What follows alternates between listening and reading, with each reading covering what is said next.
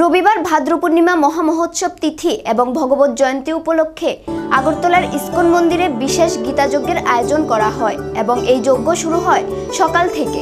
আজকের এই দিনে শ্রীমদ্ ভগবত গীতার মধ্যে আবির্ভূত হয়েছিলেন। এই কলিকালে শ্রীমদ্ ভগবত হচ্ছেন ভগবানের সপ্তম ব্রহ্মরূপ।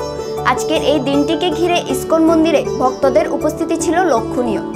কৃষ্ণ আজকে শুভ ভাদ্র পূর্ণিমা মহামহোৎসব তিথি এবং ভাগবত জয়ন্তী।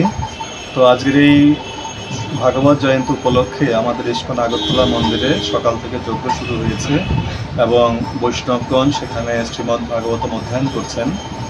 অ্যাকচুয়ালি আজকের এই তিথিতে শ্রীমদ্ ভাগবতম এই জগতে আবির্ভূত হয়েছেন এবং এই কলিকালে শ্রীমদ্ ভাগবতম হচ্ছে ভগবানের সপ্ত ব্রহ্মরূপ।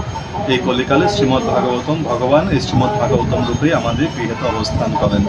তো আজকের এই বিশেষ দিনে আমরা ইস্কন আগরতলার তরফ থেকে সমস্ত ত্রিপুরাবাসীকে হার্দিক অভিনন্দন, কৃষ্ণপ্রীতি শুভেচ্ছা জ্ঞাপন করছি, যাতে সকলের জীবন মঙ্গলময় হোক, করুণাময় হোক এবং ভগবানের প্রতি সকলের যাতে প্রতি জন্মে সবাই যাতে ভগবানের সেবা পূজায় ব্যস্ত থাকতে পারেন। হরে কৃষ্ণ।